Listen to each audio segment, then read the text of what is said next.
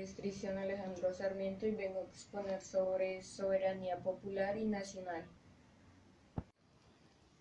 Bueno, vamos a empezar con soberanía nacional.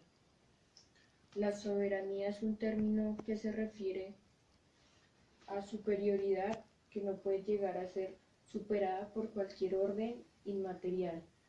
Es la autoridad más elevada o importante en la cual se encuentra depositado el poder tanto público como político de un lugar, nación o estado. Sobre el territorio y sobre los habitantes, la soberanía es entonces la capacidad que tiene el Estado para crear sus propias leyes y para poder controlar los recursos propios sin la coerción de otros estados diferentes. Es un concepto que le otorga todo el poder de la nación a los ciudadanos, quienes dejan constatado que le ceden este poder al Estado. ¿Qué es la soberanía nacional? Es el poder de mando que está en manos de la sociedad para poder elegir espontáneamente su destino por medio de los organismos gubernamentales que han sido previstos por las leyes. Características de la soberanía nacional. En ella el pueblo tiene el poder para elegir el rumbo de la nación. Utiliza órganos constitucionales para ejercer el poder. La población debe estar ubicada en un territorio específico. El gobierno puede crear leyes para que sean utilizadas por el Estado y de esta manera regular la sociedad y satisfacer sus necesidades. La soberanía es intransferible y no puede ser ejercida por otra que no haya sido la señalada de forma expresa por la Constitución. La titularidad de poder se encuentra en las manos del pueblo. Es ejercida por medio de la Constitución y por las leyes que se establecen en ella. Concede la legalidad al poder del Estado por medio de su reconocimiento. El origen exacto de la soberanía nacional es un poco difícil, pero se considera que surgió en la Edad Media con la aparición de los príncipes que eran considerados como los gobernadores en el siglo XVI. Se construyó de forma sistemática el concepto de soberanía basándose en el Estado moderno, el cual era más centralizado y burocrático.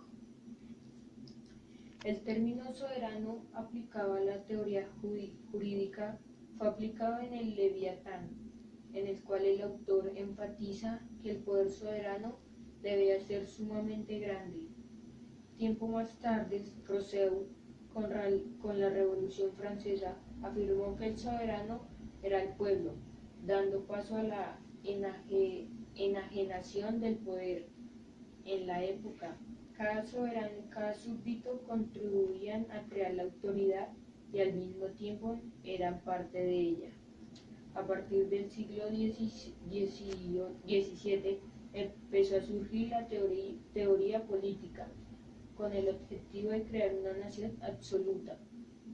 Durante el siglo XVIII, los monarcas empezaron a ver la teoría de la soberanía, la justificación del absolutismo. En la actualidad, el principio de la soberanía ha modificado sus paradigmas bajo el principio de libre autodeterminación que tienen los pueblos y las doctrinas de los derechos humanos. Las implicaciones. Un país que goza de soberanía nacional tiene una serie de implicaciones, principalmente cuando toma decisiones políticas con respecto al uso adecuado que se le debe dar a los recursos, el desarrollo en el campo de la educación, a la industria, al soporte y al mantenimiento de la cultura, a la forma de gobierno que van a seguir para que el país logre avanzar y desarrollarse. El país con soberanía nacional depende completamente de sus autoridades, las cuales a su vez son elegidas por el pueblo por medio del voto de cada uno de los ciudadanos. La soberanía nacional es un concepto que se le da todo el poder de la nación a los ciudadanos. Estos dejan constancia en la Constitución que le ceden el poder al Estado. Ahora el rey se convierte en un mero representante ideológico surgido de la teoría política, que puede remontarse a Locke y Montesquieu.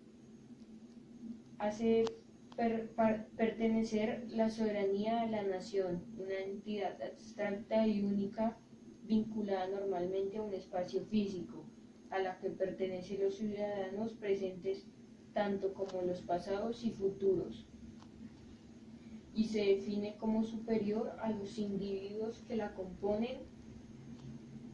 El mismo concepto de ciudadano, de derechos en igualdad de derechos con los que demás miembros de la nación y no súbdito u objeto pasivo de pertenencia.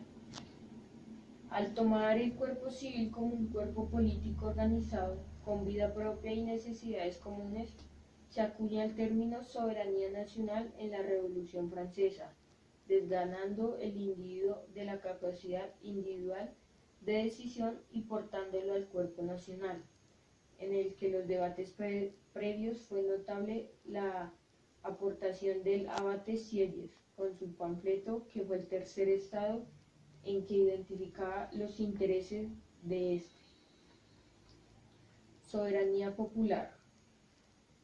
La soberanía popular es el modelo de la soberanía en el que el pueblo es poseedor de la autoridad existente, es un determinado territorio y rige legítimamente el destino del mismo en ámbitos como la economía, la legislación o la política.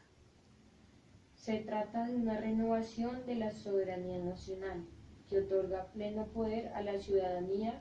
De este modo, la soberanía popular establece que el pueblo se encarga de la toma de decisiones y la composición de órganos de poder con cierto nivel voluntario de representación.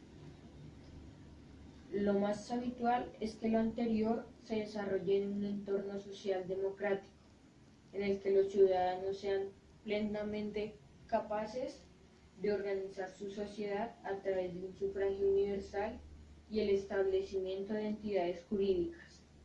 Origen del concepto soberanía popular. El nacimiento de este tipo de soberanía se sitúa en el periodo de la Ilustración, coincidente con el desarrollo y la expansión de la clase social de la burguesía y el cambio del antiguo régimen tras el feudalismo y el absolutismo. Fue un movimiento social y político, como la Revolución Francesa, establecieron las bases para que los autores como Hobbes, Locke, Rousseau desarrollaran teorías incipientes sobre la posibilidad de que hubiera pueblos sin poderes absolutos y con capacidad para elegir y vigilar. Las características principales de la soberanía popular son: todo poder público procede de la ciudadanía representando en figuras estatales democráticamente escogidas. Su existencia debe refrendarse por medio de un documento oficial como es una constitución, una declaración de derechos. Como se ha indicado antes, debe organizarse en un entorno plenamente democrático que asegure la libertad individual para la organización colectiva. Debe existir separación e independencia de cada poder existente en el país. Si el pueblo considera que su gobierno no defendió correctamente sus intereses, tiene la potestad de disolverlo y sustituirlo. Su existencia debe refrendarse por medio de un documento oficial, como es una constitución o una declaración de derechos.